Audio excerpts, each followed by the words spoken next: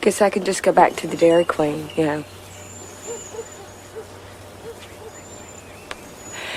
They said they'd take me back. I always have a place at the Dairy Queen.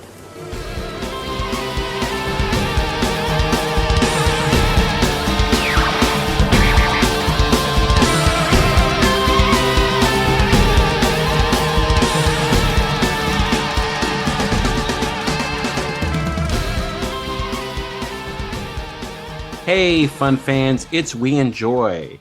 We're starting a Steven Spielberg sci-fi run without E.T., leading up to Disclosure Day. Now, it's not going to exactly lead up to Disclosure Day. I think we're going to finish a few weeks before that movie in the comes out. year of our Lord, Disclosure Day.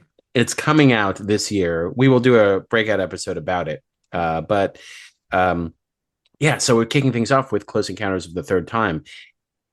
Is it important? Does it mean something? We're going to find out. We're going to talk about it. We are the Magnitude Eric. I'm Matt Fowler. Say hello, Eric Goldman. Hello, everybody. And I think we should reiterate, for those who might have missed us, saying we're not like, hey, screw you, E.T. on a Spielberg sci-fi run. We already did it. So if you wanted to listen to, say, E.T. next, because that's where it goes chronologically, it's out there. It's an episode you can still listen to of this podcast. It's from 4 years ago, so you have to go back a bit. But we haven't done that many. You can hear all our references from 4 years ago. But yes, we're like, oh, isn't it? We're like, oh, it's so good that Biden's president. Yeah, right. We're like, things can only get better. That's right.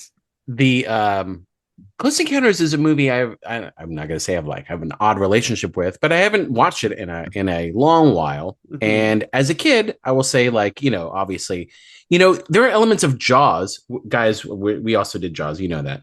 So you can listen to Jaws 2, which was the movie Spielberg did right before. And you can listen to us do an episode about Jaws 2. Yes, we could do all the Jawses, in fact.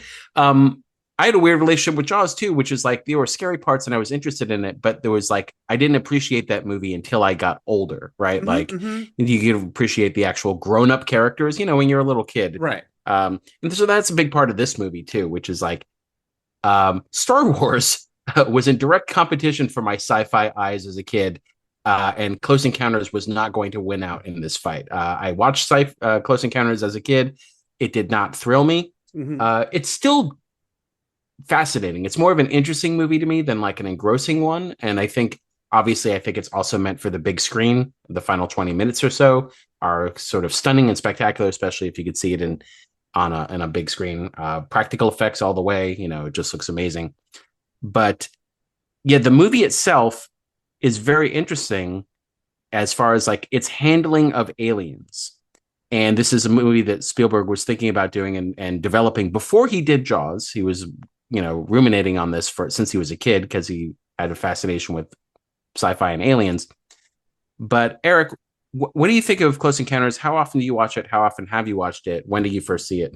So I've been thinking a lot about when I would have first seen it, because I definitely I watched it multiple times as a kid.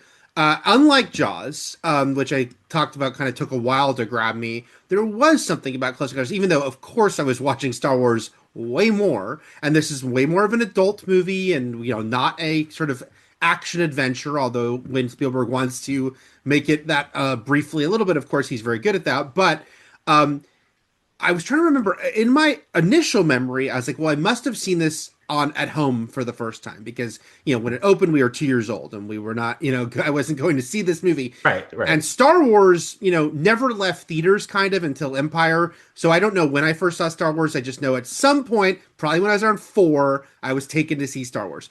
But Close Encounters, I was like, well, I must have watched it at home at first. But now when I'm reading on the history of this movie, and we'll talk about the 3 versions of this movie, the special edition was released theatrically in 1980, and I strongly starting to suspect that maybe my parents took me to see that. And so you got to see the ship interior that was reshot because the studio wanted. Right, but then I think after that, I was watching it on TV and cable that was not that version, because I knew that wasn't something that was a strong memory of mine. So as a kid, I will just say, and it's a tribute to Spielberg, that his imagery is so strong that even though this movie was not as thrilling to me as a kid and not one I would seek out as much, I would watch it if it were on. And again, we've talked a lot about being like, kids of the era when things were just on, whether you left them on or not. I think a lot because of the imagery and things that were evocative to me. Him building that mountain was really evocative to me as a kid. The kid yelling ice cream, I remember that made a big impression. And everything in the third act, like the visual of the mountain with what they've built at the base of it, this like little mini base in the airstrip and how it's lit, that all really like struck a chord when I was a kid. And like Struck a 5-tone chord. a 5-tone chord, By the five way, knuckle shuffle. everyone should go see Project Hail Mary, but there is a 5-tone joke in there.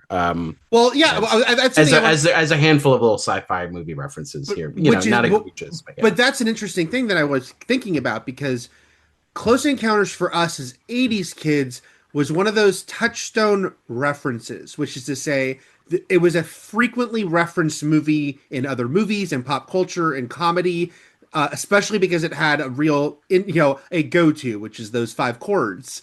And making a joke about if there's aliens, what would you do? I feel like that's dissipated a little, and where other things like E.T. and Raiders are still frequently referenced, Close Encounters has not as much. And then it's funny that we're doing this when Project Hail Mary is the #1 movie in the world for 2 weeks in a row. It's a huge hit, and it has a big Close Encounters reference that will be the first time a lot of the younger audience will be hearing. No, they won't. They won't understand it. I mean, and just the fact that, like, and it's in the trailer too. He makes reference to like he's glad there's no alien inside him.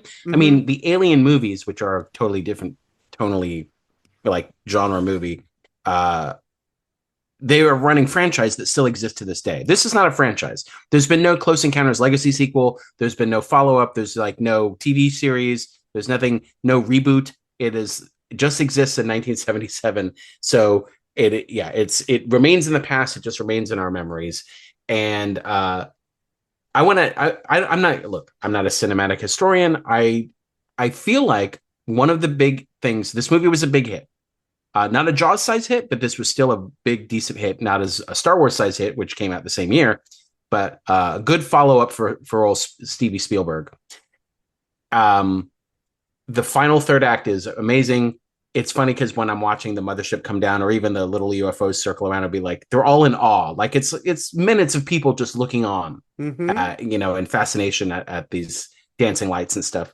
And it's like, wouldn't it be funny if they just all got incinerated right now? And then I realized, that's Mars Attacks. He did that in Raiders of the Lost Ark. He did that in Raiders, and then Mars Attacks does it directly with like the alien arrival. And then then eventually he does his these aliens are here to kill us all, War of the Worlds movie. But it's funny because it's like we literally got that end scene in Raiders where they're all like looking on in glory and awe, and then it's just like, oh, it's gonna melt all their faces. Up until this point, sci-fi and alien sci-fi had been treated like either a horror or B movie genre, right? Which is to say, there's a cheesy element to it. It doesn't mean that someone's not trying to have a serious element to it, but this felt like the first, I feel like, grown-up alien movie where it's treated kind of realistically, right? Yeah. Which is like we are following adults. No one's an adventurer. They're not out to steal our blood. That's not space vampires from Mars. And so the fact that this was the first sort of drama based on alien contact with very impressive visuals, it got nominated for several Academy Awards. Not Best Picture, but Best Director. No, but like everything around it. Yeah. But it did win for Best Cinematography. For Vilmos Sigmund won for Best DP. So, but I feel like that was the huge draw here. And why it could also be a hit the same year Star Wars was, because it's such a different movie. Obviously, that's in a different galaxy, far away, long time ago. And this is right here on Earth, where we have Days of Our Lives and cartoons that we know, things on TV that actually ground us in the reality. It's like, oh, these are real people that it's happening to. Oh, and you get the juxtaposition. Yeah, what an adult feeling movie it is because we are juxtaposing the stuff with Francois Truffaut and him dealing with like government agencies and traveling around the world and investigations, and then the family drama of what's happening to Roy, to Richard Dreyfuss's character, this is basically destroying his life. And these scenes that feel very real. We've talked about Spielberg is really good at like the cross chatter and whatnot, and when the kids are having their kind of inane kid I mean, talk, he's so while the good at it. parents, You want to scream "shut up" at the yeah, screen because right. they won't shut up. Yeah, And the parents are having what's turning into a very heated argument that all plays very real. Yeah, and so I think you're right about like the tone of this movie just was something, except for 2001 and sort of rare other times, was not something people were used to with sci-fi. And it is fascinating. It opened the same year of Star Wars because Star Wars, becomes the beats Jaws as the new number one movie of all time, as being like the most amazing sort of space adventure. What Lucas himself would argue is kind of the ultimate kids movie complimentary, which is to say it makes everyone feel like a kid and like want to experience it over and over again. And this is taking a very, very different approach. Let's mention though, I do, because I felt bad we didn't make this decision beforehand, and we don't know if people have watched different versions of us, to acknowledge the three versions of this movie, and that we ended up choosing to watch the director's cut, which has become certainly the most definitive, the version Spielberg wants to be the and the definitive most version. readily available too. The Yeah, most readily available, although if you get it digitally, they offer you, like on Apple, it comes with all three, which is cool. I like that they do that. I hate when they don't do that. That you can choose your poison of the three, and just say that Spielberg felt the reason it exists, the three versions, is that he felt incredibly rushed on the edit. That Sony was Columbia at the time was determined this movie would come out at Christmas '78. He asked for Christmas '77. He asked for summer '78. They said we're not budging, so he never was happy with the edit because it's like he was making choices under the gun. he wanted 6 more months. Yeah, Yes. So when it became a big hit, and he said, and he's Spielberg, and he's just becoming this wonder kid, and he's saying, "Hey, can I do a re-edit?" They said, "Okay," but their insistent thing, if they did a re-edit, gave him more money to do this, was that he add new sequences showing Roy inside the ship, which Spielberg never wanted to do, did begrudgingly, and so the special edition had stuff he was very happy with changed up, but it also had this stuff on the ship, which I think he was 100% correct, doesn't belong in the movie, is a weird fit in the movie. So when he went back one more time and did his director's cut, one more re-edit, he took that out. And so only the special edition has the like 3-4 minutes that actually show Roy on board the ship after he walks on it. So if you saw that version, you watched the 1980 special edition, which still exists.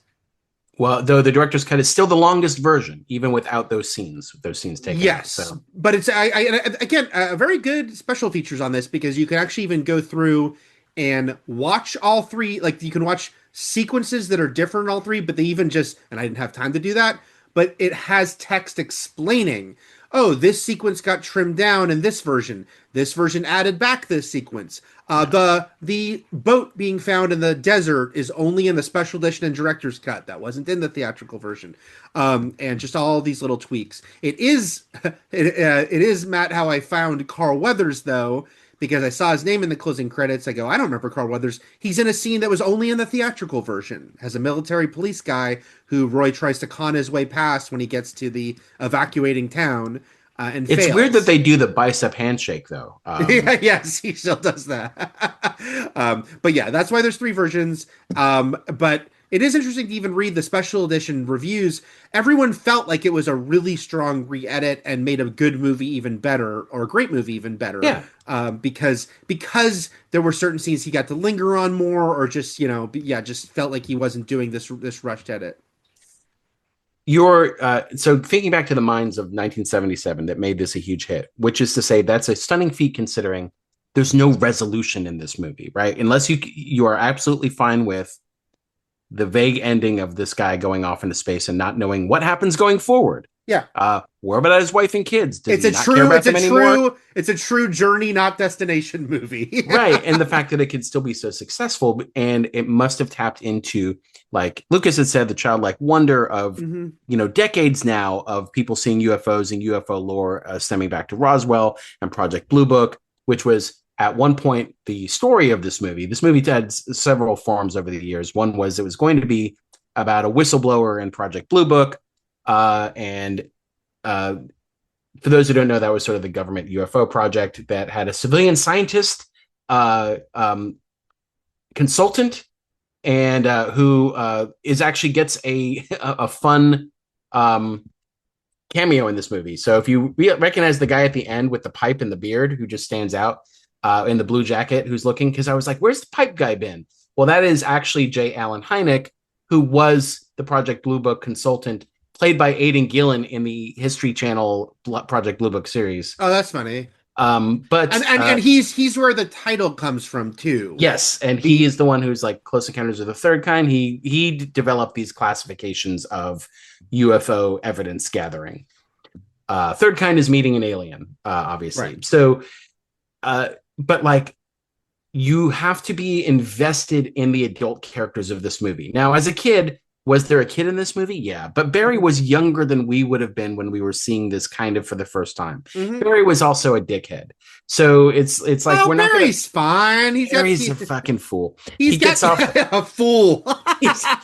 What an idiot! He gets off the ship at the end, and he's just like, "That's anyway. Clearly not ice cream, Barry."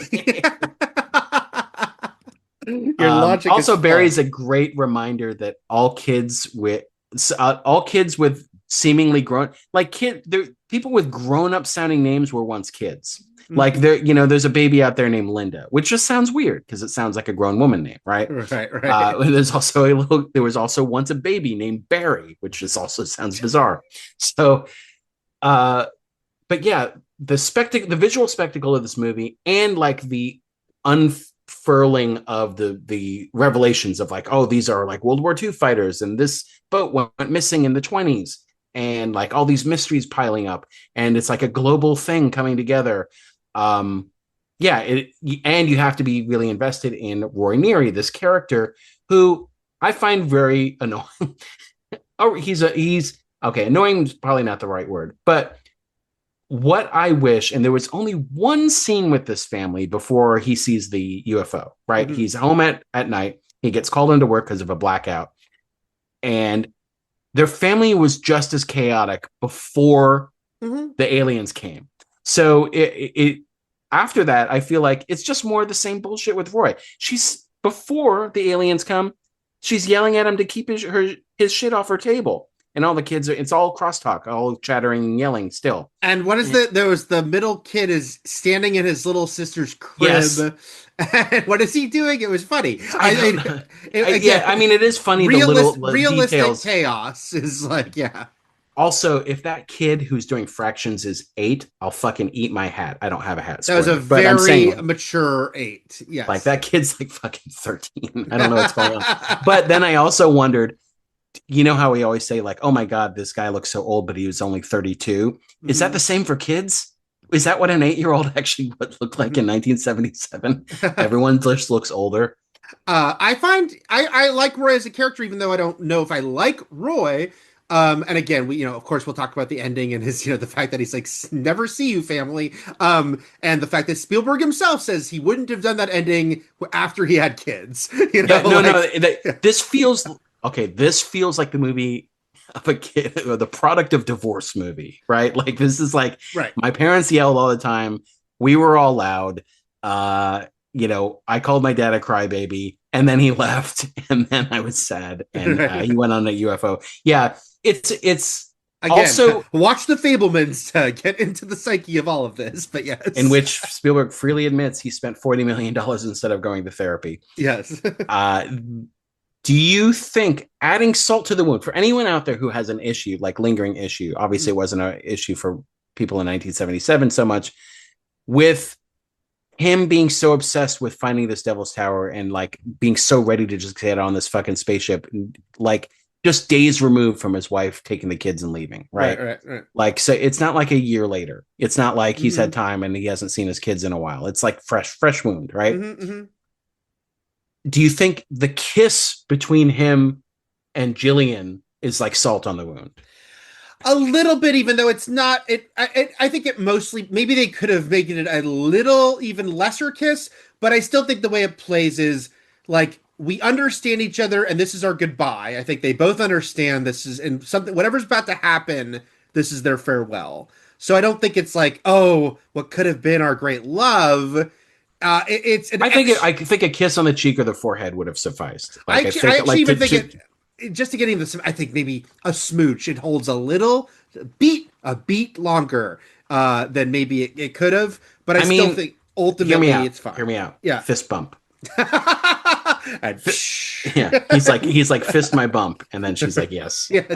I think the Roy, yeah, it's like, of course, because taking a step back, he is a guy who turns into an absolutely insane person who's destroying their house. By the way, not only does he leave forever, but he's like fucked up their house. Like they're gonna have to deal with what he's done to that. The production actually also bought that house so they could fucking trash it, because Right. they used the interiors of an actual house. It's not a set, and then they actually trashed it and broke the windows and built the shit inside it. They bought it so they could do whatever they wanted. It's funny to see that the theatrical cut didn't include. He put back in the lead up because it originally, I guess, it just showed Terry Garr and the kids leaving, and then went to that giant thing he built in the house. It didn't include when he's running around the yard and grabbing the neighbor's chicken wire and all that stuff, which is when it's like, oh, this guy's cracked and he's breaking their kitchen window, throwing dirt in, like an absolute insane person. So I guess this goes back to, the fact that I'm not like,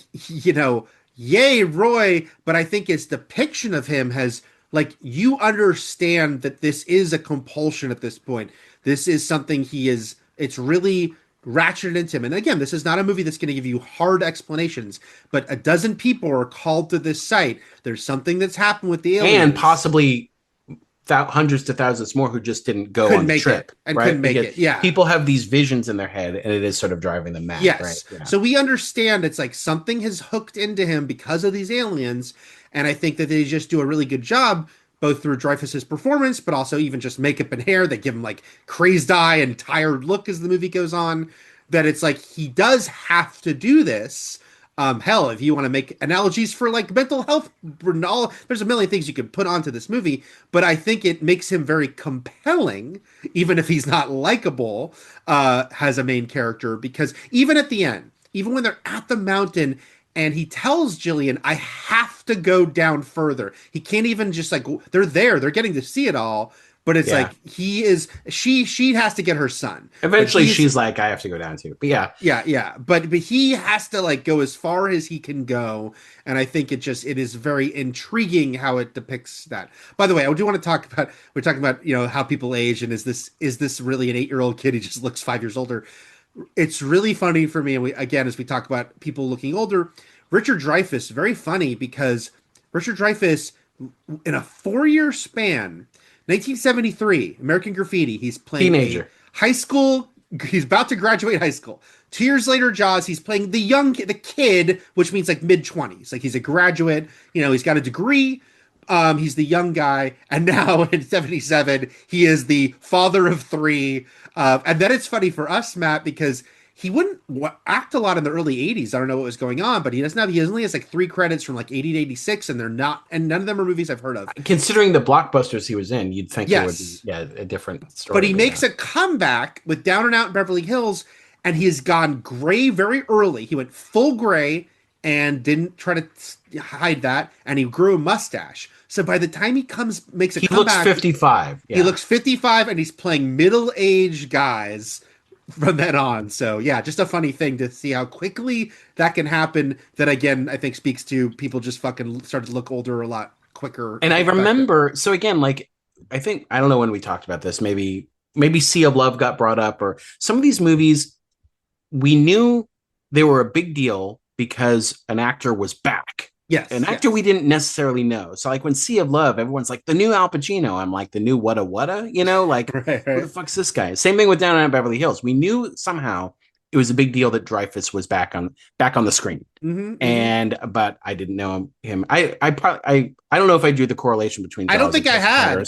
Yeah, no, I don't think I had. Because he looked like a fucking like senior citizen. So but yeah, he just had these blockbusters, and he had it because a lot of other more famous people at the time. I don't know. He was in Jaws and stuff, but like James Caan turned it down, Dustin Hoffman, Al Pacino, Gene Hackman, the big 70s actors. De Niro, apparently they talked about him. Jack Nicholson turned it down. Jack Nicholson, he would have been so crazy in this movie, Eric. Oh yeah. Again, it would have been a situation where like the first scene with the family, when he's not crazy, he's going to still seem crazy.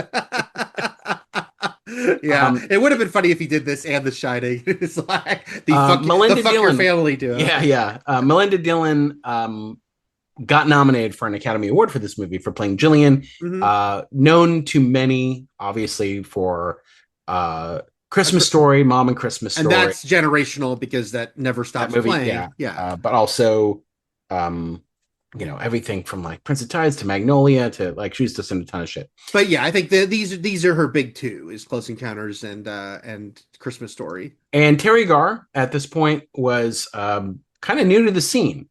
And Spielberg saw her in a commercial and cast her in the role of the wife. But this was after Young Frankenstein, so this is that would have been her first like kind of. But he didn't cast her because he saw her in Young Frankenstein. He cast her because he saw her in a commercial. Apparently, also a young, fresh to the scene Meryl Streep also auditioned for this role. But Terry, so the interesting thing, so Ronnie is an interesting character, which is like the vanishes from the third act of the movie because she takes the kid and leaves. She has to be the one who watched her, her husband spiral out of control, and but also not be very supportive in any way on that journey. Like really just negative against all of it from the get go. Even when he's asking her to hold him, at a certain point when he's like crying in the shower. It's like she just wants to yell at him and have him snap out of it. And it's not saying it's not realistic. And she has to be unlikable. But what I really think is interesting is when he first drags them out into the night, like you and the kids have to see this, wakes her up at 4 a.m. And she like uses the moment, like she's not interested in the sky at all or even the fact that there's a huge crowd there. Everyone's trying to see this shit. She uses it to try to kiss him and like make out with him and sort of like the last connection between these two before things all go to shit. It's a nice scene, because she's using this as a way to connect to him and he's not interested. And they're on different frequencies out from there on out. And it just implodes. Were they ever fully on frequency to begin with? Who can say? Because their house just seemed like chaos anyway. But, well, although, because Terry Garr, mostly obviously comedy actress, and someone I really liked, like, as a kid, there's something very likable about Terry Garr, and first of all, her name's awesome. Her name is awesome. So this role is obviously not her usual wheelhouse because it's a mostly dramatic role and has like a lot of intensity and fighting and whatnot. But I did laugh a lot at the.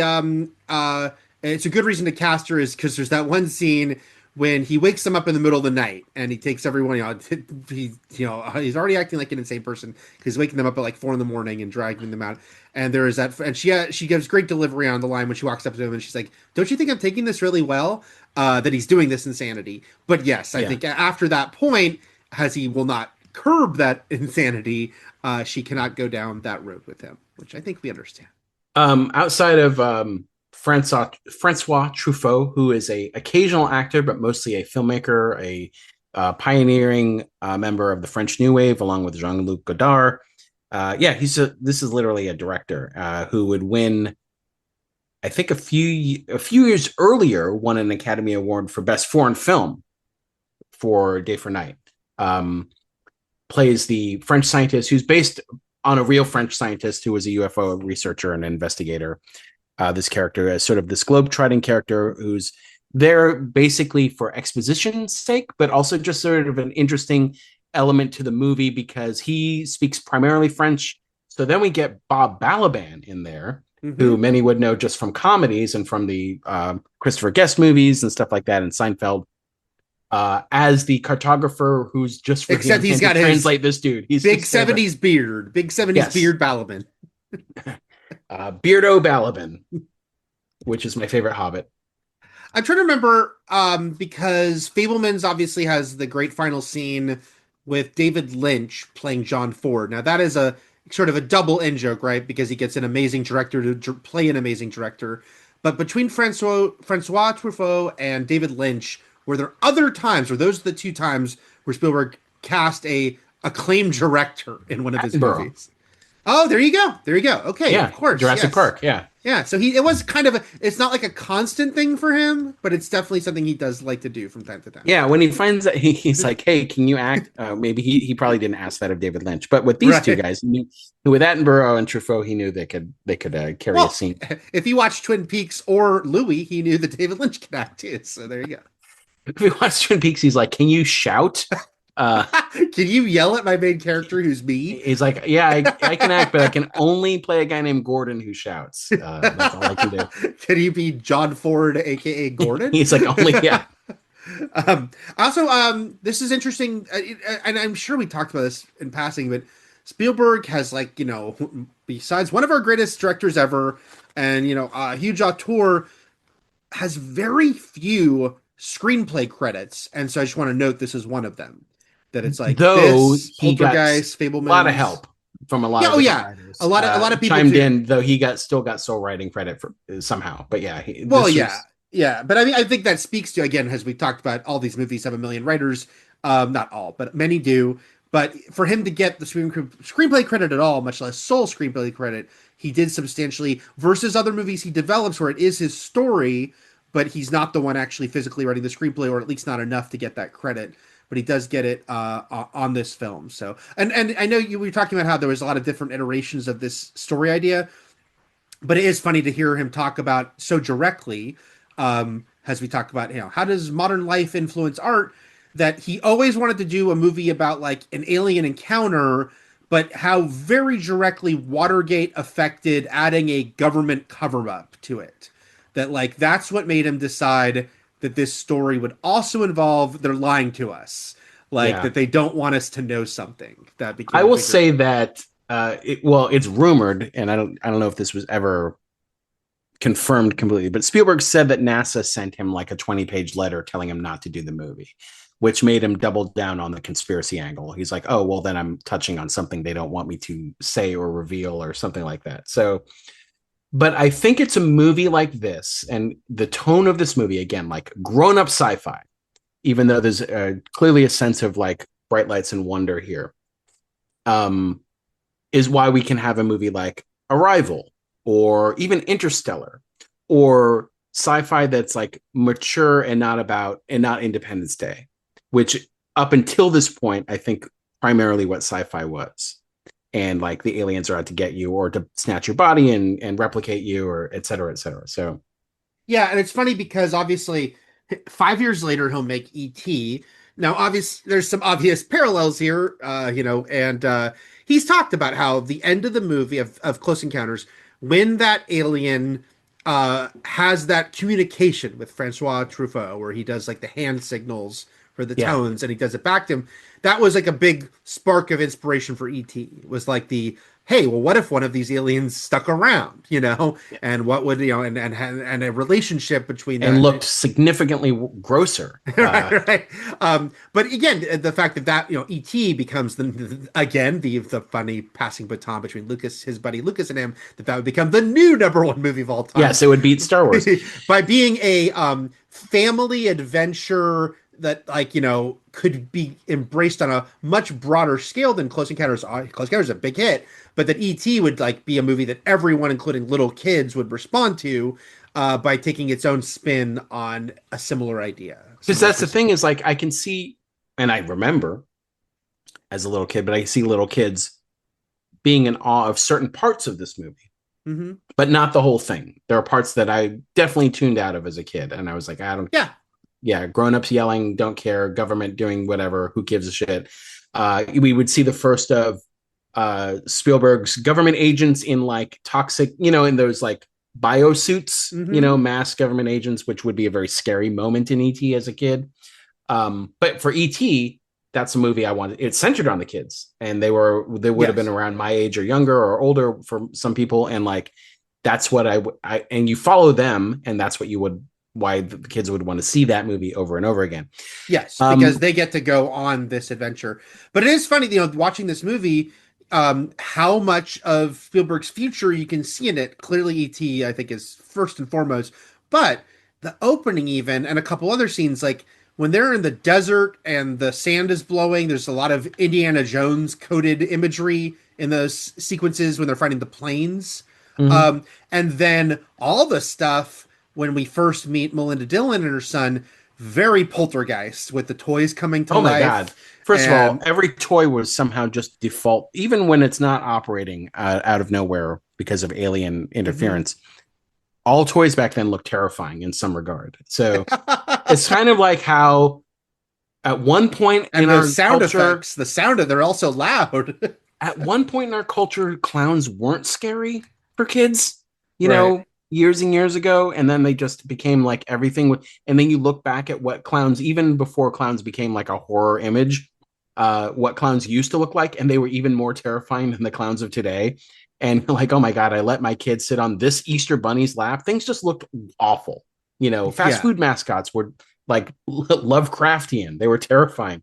Speaking of which, the first alien you see that when the mothership opens is like from fucking Hellraiser. Like this thing, like if they didn't have like flamethrowers on hand, like the Thing or something like that, because then eventually the little gray men come out, Yeah. Yeah. you could say less intimidating, maybe even cute aspect of the little creatures. But the first guy, I think the aliens need to rethink their introductions, which is like but maybe, was was one of maybe we those, don't start with Greg. Maybe he's not the first one people see.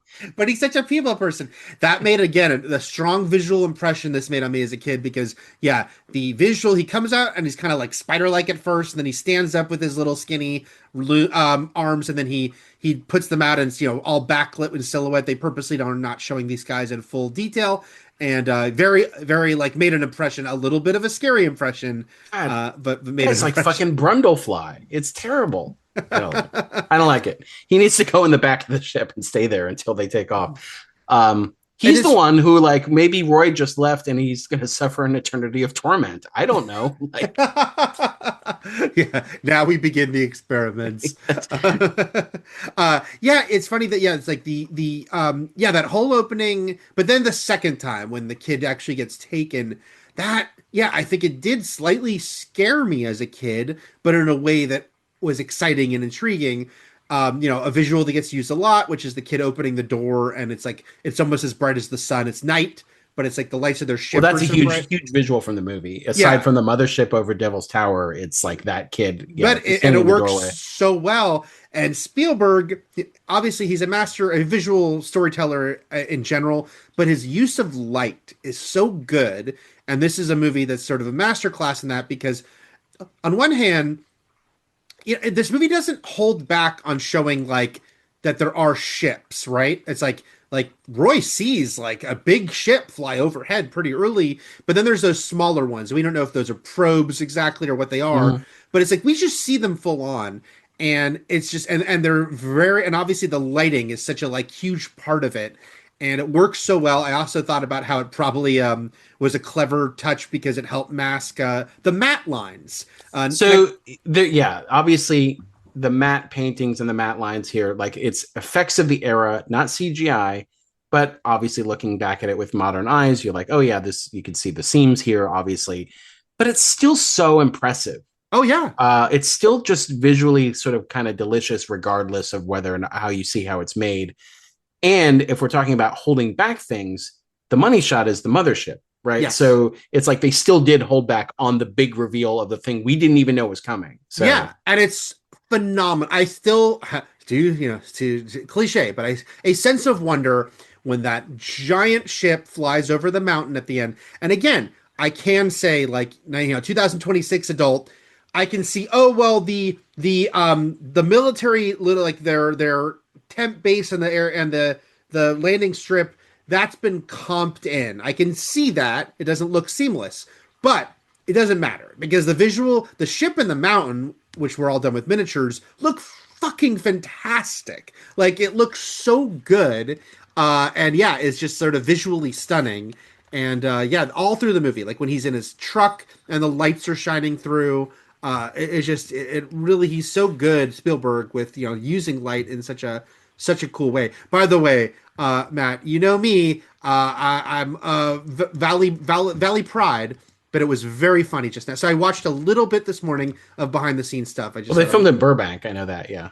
but no, this is a specific funny thing, Okay. which is so in E.T. When they'll mention to you on the Universal tour, or they used to, how it's like, oh, this is where they shot like looking down, like E.T.'s arrived, and this is like his visual, and it's the San Fernando Valley at night because it looks cool with like the lights on. But it was very funny to find out, have a Spielberg interview where he said, oh, yeah, I liked the visual from Mulholland Drive of the valley at night all lit up, and that's what I wanted on the underside of the ship. So the grid of lights is the San Fernando Valley. That's awesome. Ralph McQuarrie, famous artist for Star Wars, he did the ship. The production, but that was the mandate Spielberg said was, how the valley looks at night, that's what the underside of the ship should look like. But yeah, it's so cool because it evokes like kind of a city. You're like there's Henry's Tacos, and like, right. Yeah. But that's one of the many reasons that I'm so glad that again, it still exists, but I'm glad he realized that the scene on the ship wouldn't work, and it's out there, but as a curiosity, but it takes away the possibilities, because it's like, oh, here's a room, and it's not interesting in the way of like what could be in this fantastic ship, the way that the movie does. I don't even know if I'd have to look up pictures. I don't even have a memory or if I even saw the version that had the interior of the ship. I presume there's a scene where like one of the aliens is like, put him in the dick splitter, and he's like, no. And he goes, oh no. He's, oh no, Roy, what have you gotten into? And they're like, this means something. He's like, oh god, I guess my wife was right. It does have because there is a little bit of quoting in the score near the end in every version of the movie. Before he gets on the ship, the score quotes a little bit of Wish Upon a Star. There's like a Pinocchio runner in this movie. Which is funny considering the next movie we're going to do. Because, yeah, he was influenced by that song. The dad, or the mom suggests going to see Pinocchio or something. It's in this. He wants to. It's in the discussion at the beginning of the movie. And he doesn't want them to play golf. They would play goofy golf. And he's like, fuck goofy golf. But what he wants is a place where everyone's going to sit down and shut up is what he wants. So, but it's funny that when he goes on the ship and they had Williams add some new score, it does much more directly turn into Wish Upon a Star. I commend Spielberg, who has been, unlike Lucas, he's really realized the error of like adding shit. Now I know that's funny because he did want the re-edit of this, and he does stand by the re-edit as far as actual pacing and like, restoring some scenes he cut. But the two egregious things in his catalog that he'd added that he changed back, which were the changes in ET of like the erasing the guns, and there was one other thing I'm forgetting. And then in this movie, going on the ship, although he was actually never wanted to do on the ship, that was a studio thing, that when he's had the chance, he's gone back and taken those things out. That he's like, yeah, that's not how I envisioned it. That's not what I wanted in the movie. And him and his pal George obviously differ greatly on that aspect of things. And that's why their marriage didn't work out. George is like, my only regret about selling Lucasfilm is I cannot be updating Star Wars to this day, to adding more shit. Why anyone with $1 billion wants to do anything except just have that much money, which by the way they shouldn't have. Political podcast all of a sudden, but why they still want to keep doing things beyond me. Anyway, do you think so? When they were flying over Julian's house and like Barry being the idiot is like opening the door, come in, and then he goes out the doggy door and they take him. Were they trying to get him? Is it all accidental? Like, are they actually trying to take people like the pilots of those planes and the crew of that ship? Or is it like accidental whoopsies that like make them go on the ship? And if they are purposely taking them, they do give them back. Yes. What are they doing with them? They haven't aged, obviously, but they also don't seem to know what's happened. They've wiped their memories, or I don't know what's going on. A bunch of Steve Rogers are coming off this ship, and they're about to be put into the Avengers. And doggy. There was a doggy. So that's upsetting. But at least the doggies, no one ages. Right. I mean, that doggy's the masters are long gone. Yeah. This is like a reverse fucking like Jurassic Park situation. I I read it as yes, they did want Barry because It's like they come to her house, like they return to her house in such a specific way. And again, yeah, we don't know what it is about certain people, and he's drawn to them, right? It's like he's trying to, much to your chagrin, he's trying to get out of that house. Well, they're on the ship. They're like, find us a moron. And then they go to... He is trying his damnedest to disobey his mom and get to those aliens. And so, yeah. By the way, again, Spielberg great with kid actors. And whatever they were telling this kid to get the looks of wonder. I think especially like there's a part where she pulls him inside, but then he looks up. It's like the noises above. It all feels so natual. And I know it had to do Spielberg a lot of was work. off screen doing like Spielberg wasn't being like, and now you're seeing an alien. He was doing anything to get the reaction he wanted. So like hopping out in a gorilla suit or whatever, like he would be there off screen just to like, what is going to make this kid smile? He's not going to be like, okay, now you're happy the aliens are here. You can't direct a kid like that. So he's just doing things off screen to like make the kid give the looks on his face that he wants. The kid's doing it. He's doing a great job. Both of them are doing a great job.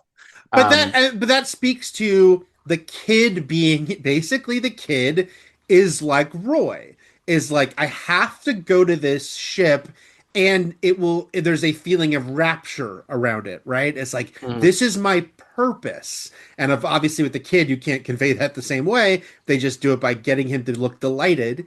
And that because he's also building that mound out of mud too. Yeah.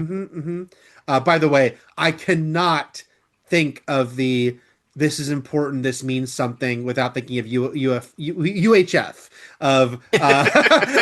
which came out 12 years later, but as a scene, that's the Weird Al movie for people who don't know, that is a pretty funny formless movie just for him to do like mini parodies. There's a story, but it's like a lot of mini parodies, and there's a scene where he's building his mashed potatoes and he intensely says, this is important, this means something. And I think of Weird Al saying that line first before I think of Richard Dreyfuss saying it. By the way, as you should.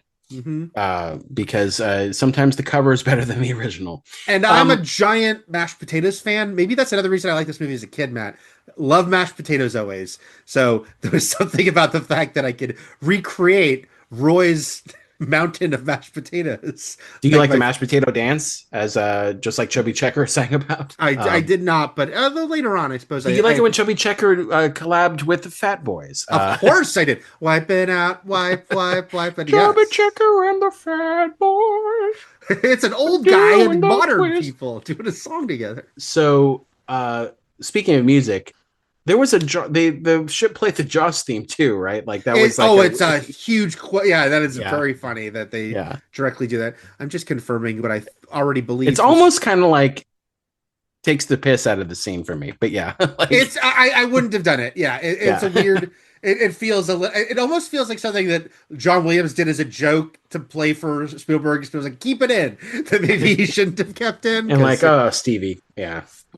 Chubby Checker still alive, by the way. Still, really, yes.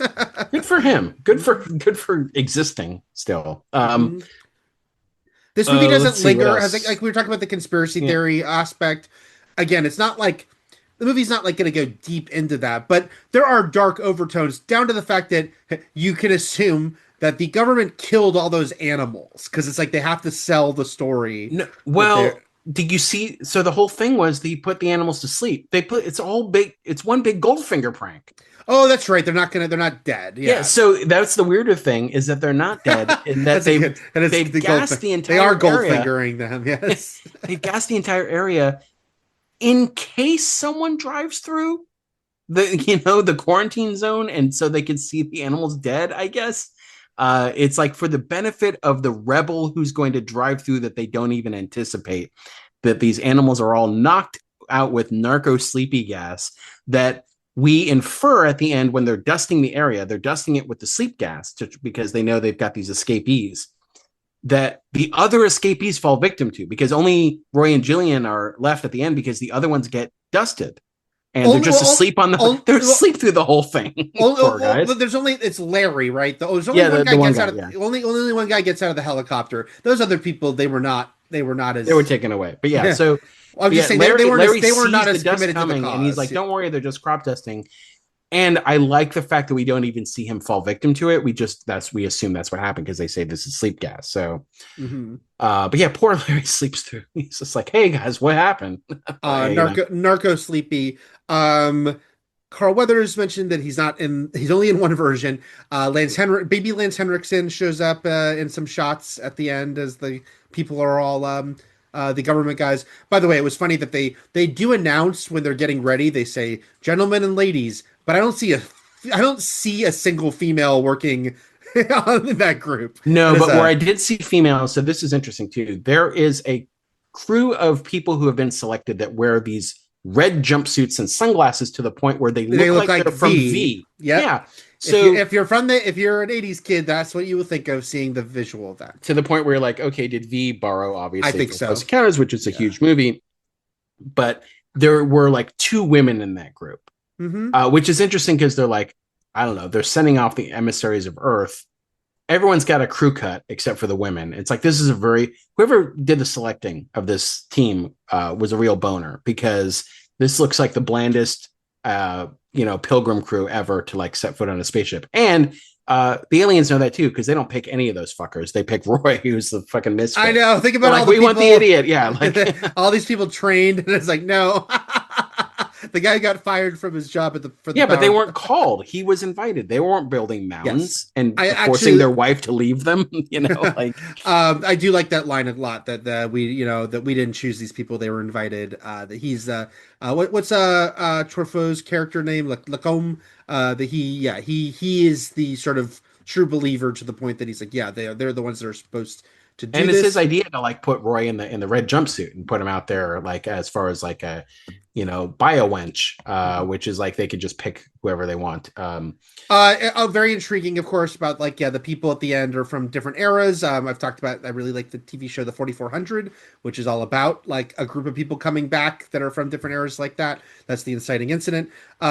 It's funny how modern times can change things because the boat in Mongolia, again, not in the theatrical cut, but in the other two versions that they find, real life, like they're using real life mysteries. So it's like that is World War One. That boat went down, was never found.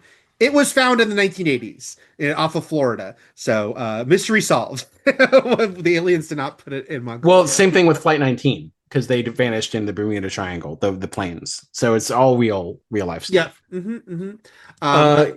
Yeah, and then go ahead. I was actually going to say that I was a slight bullet pointing here, but yeah, I like that guy, the stop and be friendly guy with the sign. I also just think it's funny that whole early sequence where it's like Roy's first encounter, and he's racing along and he's seeing them, and then he stops and he finds these weirdos. It's going to turn into like a growing group of people of like true believers who are like waiting for these aliens. But there's the weird guy who'll go on to hold that sign, and then there's like kind of like the hillbilly family like sitting in the pickup, and it's a funny juxtaposition of like. I remember when I was first seeing this movie, and the kid is like he's following something invisible, right? And he's laughing, and he finally stops, and when he sees this family, I'm like, are the aliens appearing to him as a fucking bunch of haze?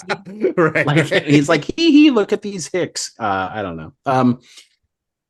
There's also so the last part of the movie, the final like 20-25 minutes, which is to say like it's all like spectacle because like the story part here is like the government has already figured out that there's going to be a landing here. They just set up this airstrip to see the light show and see what's going to happen. They play the tones back at them. They have some music theorists on hand to realize like what the patterns are and try to figure it out. There is a Hail Mary element to it here because it's like the ship is trying to teach it its method of communicating and they have to pick up like what it means. So they have like experts there on hand to like figure out what that shit means and how they can like converse back and forth effectively, not to the point that doesn't get everyone on Earth destroyed, I guess. Right. But and it all works really well because again, this was all based off, we were talking about that guy who's like people who had a lot of big theories on extraterrestrials and how would we interact with them. And in sci-fi movies, it's easy to either say they already speak English or they have a universal translator or whatnot. But being like, well, how would we actually start communication and something like math, like empirical things that like they would have a version of, and the idea that math can be translated to musical notes and that would be it works really well. It's a great visual device, whether it's realistic or not. Um, and again, something that I think as a kid really stuck out to me was the giant board that the military have created with the lights and the Mhm. music. It's just a great way to kind of sell what could not be interesting cinematically, because it's going to be like you're saying, like the key to this last like 20-25 minutes. Because yes, there's another Raiders element, is that yeah, our main character is just watching this happen until the end when he's going to get on that ship. But yeah, that it works as spectacle for us, the audience, as far as the communication. And then when the ship is communicating back, and like it's so it's great. Like for the back and forth, the talking, the way the glass shatters, and it doesn't seem like, oh shit, they're attacking us. We kind of understand that's their power, though. Mhm. Yeah, it's very, very again from one of our sort of master visual storytellers. It all really works, and I do think it's a testament to the movie that yes, when I was a little kid, I barely remembered. I think Matt, like I would barely remember that the Francois Truffaut stuff, but it's like just the other things of like the house being not attacked, but like the lights and the everything happening, the rattling, building that mountain in the house, and then this whole last 25 minutes. Yeah, That like you're really not going to remember the air traffic control scene where no they're no. like just talking to people over on the radio for 5 minutes. Or like, anytime when they're like speaking to like a group or talking to like making speeches or whatnot, that was not But going to what be you the are going to remember, Eric, is the early 80s Meow Mix commercial where the cat plays the Meow Mix theme and the spaceship plays it back, and it's a big Close focus. Encounters Meow Mix thing. Do you remember? Do you I remember that? do remember that. Yes, Okay, so these are the important things. So, as you're saying. Do you ever watch Secret Galaxy, the YouTube channel? I do I think ever I've watch any YouTube channel, Eric? okay. I think I've asked you about this before, and you had a similar answer. Anyway, it's Like, yeah, yeah. Like my answer is always going to be like, "Come on, man." you should watch it. It's good for like dorks from the 80s like us. It's well made, good videos about like stuff from the past. Anyway, they did an episode last week about robotics. Oh yeah, And robotics. Yeah. dude, the sense memory of that theme from the commercial. I hadn't thought of that song. I hadn't heard that song in 30, 40 years. And then they play robotics, robotics. I was like, oh my God. I don't even know what robotics are, Eric, and I know that. I just said it instinctively. Like, if you hear robotics, yeah, there you go. That's what you think of. this is my like building the fucking tower out of mashed potatoes. It's just automatic. Like it's embedded within me. A go-to fun cinematic trope. God, this would be a good supercut. Is cut to a cartoon, a clip from an old usually Looney Tunes cartoon that is ties into what your movie is. And a Spielberg production, Gremlins, of course, has the like, I think that was a gremlin, like, but this has a Marvin the Martian scene. Yeah. And Porky Pig says, happy birthday, you thing from another world. And I was like, oh, what was the timing of that short? That it was kind of, Yeah, it would have had to have been in like the 60s or something, right? Like yes. After the movie. So I mentioned it already, but I'll bring it up again since you brought up the Marvin the Martian, which is like the idea of what alien movies were before this. No one in an alien movie, like a old sci-fi movie, and we did sci-fi movies in the 70s, but like even the 60s or 50s, no one's standing around and on TV is playing something that we recognize. You know what I mean? No one's in a living room and Days of Our Lives is on. You know what I mean? No one is. It helps. Again, it's like one of those things in the 90s, the pop culture references would blast wide open as far as movies go, where they just talk about movies and it's like, oh my God, they speak like us. They've seen the same movie as us. Then Scream would take that to a different level.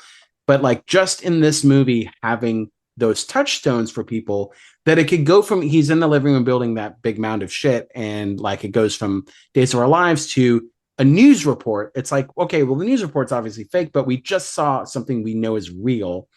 So it's going to tether it to just like a cinematic grown-up world, that like a sense of realism, but not in a realistic way because it's not a documentary, but like cinematic realism, which is like what we consider to be our grounded real world in a movie, right? It just gives this a different flavor of sci-fi movie and explains why it resonated with people differently as a movie. And it could still be a hit in the same year as Star Wars, which was pure fantasy space opera, right? Right. And again, yeah, fascinating that it's from two best friends making this stuff. It was interesting to see. It was a funny coincidental timing that I saw someone do a post the other day, knowing we were about to talk about this movie, of a 1978 interview with Spielberg where he was actively talking about developing a sequel to Close Encounters. Again, I think Spielberg has curbed some tendencies of like the not, make do changes like egregious changes to movies, but also the fact that there was a time where he's like, yeah, Close Encounters 2, and he's doing the cagey thing about I can't say what the story is, I can't tell you yet if Roy will be back. But that would have been a bad idea, just like even going on the ship is a bad idea, because this movie is so much about like, yeah, this specific sort of journey and this what we go on here, and I can't imagine doing a sequel. Instead, I think what he probably did instead was make ET, right? I think there's a world where ET's like it's the same alien race or something, but Right. I'm glad they didn't do that. It's like let's just be its own thing, and we can talk about these movies. There's a lot of reasons to talk about these movies in the same breath, but they don't need to actually be like shared universe. This movie just sort of like re-cemented again after Jaws, like Spielberg as a big time movie director. He was still so young, but he had such a like wise beyond his years as far as like visualization and shots and story and new concepts on old, like new spins on old concepts, which is to say like Jaws was a B movie elevated, right, with like families and grown-ups talking and things that like we both, you and I, said as a kid, like we didn't connect with certain parts of that movie when we were little, but like it still was like it was taking like a monster movie and putting it in the real world. This is like taking aliens and putting them in a recognizable world. The concept of a benevolent aliens instead of like world annihilators. Just the special effects, practical effects of that fucking mothership are incredible. Yep. It was based on like an oil rig he saw. You could see it in the design. Yes, those were the two things. It was the oil rig structure and the San Fernando Valley lighting, is what he said in that interview I was watching. The perfect combination. Yes. And then like E.T. would even get more personal with the alien and so, but anyway, like Close Encounters, again, no sequels. It never was a mega franchise. You're not seeing people walking around with like tons of like merch from this movie. It was just a big movie that, yeah, again, it made it references all through the 80s, but then by the 90s kind of petered out. But again, Project Hail Mary, #1 movie 2 weeks in a row now, right, has elements of this in it. Obviously it came and from a direct reference. Weir's book. It came from Weir's book and stuff, but and Weir's an old dude, so he would have this Close Encounters would have had a huge effect on him growing up. So anyway, it's an important film, and it's like again, like Spielberg, obviously, we're doing sci-fi movies, and he's back with a sci-fi movie, and he's not like a sci-fi director given his whole filmography. You're like, oh, he has relatively few sci-fi movies, but he has big ones. And this was his first big one. And then his next one would be the biggest movie of all time for a while. Yes. Like as far as box office. Until he beat himself with Jurassic Park, by the way. So which, by the way, is Jurassic Park is a big hybrid movie because it's a sci-fi horror action. It's like there's fortunately you and I have done the Jurassic Park movie. We've also done the Jurassic Park, which is why, because we've already done E.T. in a Breakout 82 episode, we're taking a massive jump to the next movie. Yeah.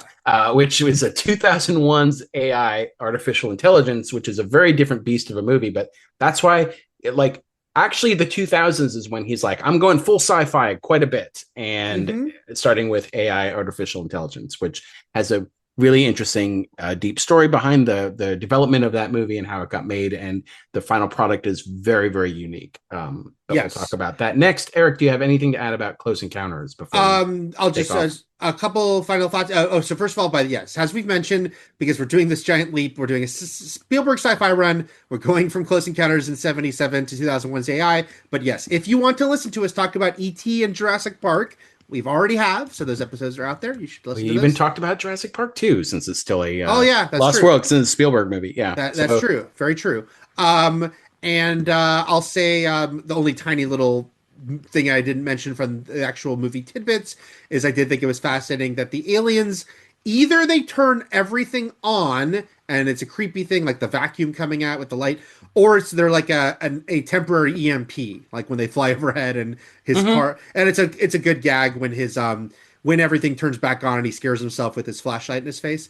But and yeah. his car turns back on by itself too, and it scares Yes. him. But I think Close Encounters is great, and it is a movie that I certainly like, like we were saying, like Jaws, I think I appreciate more as an adult, although it did again, what his power as a visual storyteller is really, it's very few people can match. And so his confidence in the shots he's choosing and the images he's choosing and what he puts on screen. And when I watch Close Encounters and I think, why did I like this at all as a kid? And it is because of it's like those images. They're like, they kind of sear into you. And that kid standing in front of the door and everything at the mountain, especially, but there's specific moments like the ship flying overhead, but it all looks so great. Like the darkness of the mountain and the sky above with the stars, and then the light from like what they've set up there. It all just works really well, and it's just it is amazing that he sort of just hit the ground running. And this movie, even more than Jaws, he's able to kind of show off a little bit more because he has a bigger budget and is kind of doing some bigger scale things.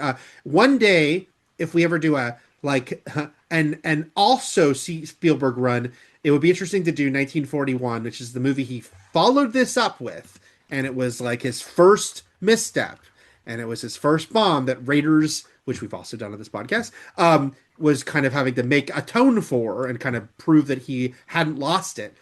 Because it is funny that he would have this one blemish in this amazing. And when we say bomb, it's not even like a bomb, right? Like it still made close to. It just didn't make.